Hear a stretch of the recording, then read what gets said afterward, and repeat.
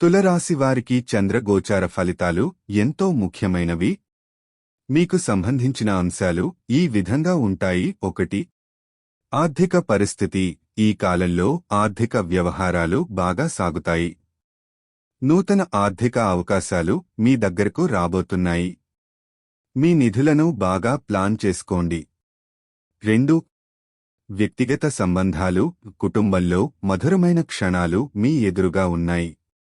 స్నేహితులతో సంబంధాలు బలపడతాయి. కొత్త పరిచయాలు మీ జీవితంలో సానుకూల మార్పులు తీసుకువచ్చే అవకాశం ఉంది. 3. ఉద్యోగం. ప్రస్తుత ఉద్యోగంలో మీ కష్టాలు ఫలిస్తాయి.